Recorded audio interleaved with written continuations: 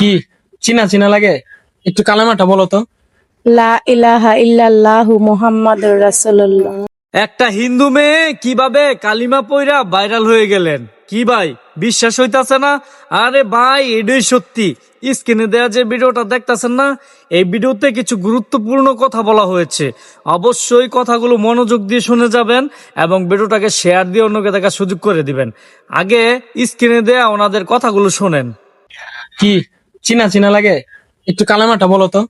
লা ইলাহা ইল্লাল্লাহু মুহাম্মাদুর রাসূলুল্লাহ। আমাদের বিয়ে 2 বছর পূর্ণ হয়েছে, বাট কখনো পাবলিশ করি নাই। আমি মুসলমান, উনি অন্য ধর্মের। আমাদের রিলেশনে থার্ড পার্সন চলে আসছে, পাবলিশ করে দিবে। আমাদের সমস্যা এই ভিডিওটা যে করতেছি, তোমার ফ্যামিলি দেখলে তোমার সমস্যা আছে? না, আমার কোনো সমস্যা। তাহলে থার্ড পার্সনের কি সমস্যা?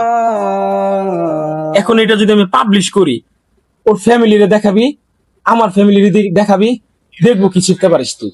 আমাদের কোনো সমস্যা নেই। এখন এটা যদি পাবলিশ হওয়ার পর কোনো কিছু হয়, তোমার সমস্যা? না, আমার কোনো উনি অন্য ধর্মের দেখে আমি ওনারা হারাতে চাই না। তুই এটা দিয়া অনেক টাকা ইনকাম কর, যা। এবার খুশি? হাসো, খাও। এই যে হিন্দু মুসলিম প্রেম কাহিনী ভিডিওটা দেখছেন না, এই ভিডিওটা বেশি বেশি করে শেয়ার করেন। আর অবশ্যই আপনার মূল্যবান মতামত এই ভিডিওর কমেন্ট বক্সে জানিয়ে যাবেন। ধন্যবাদ।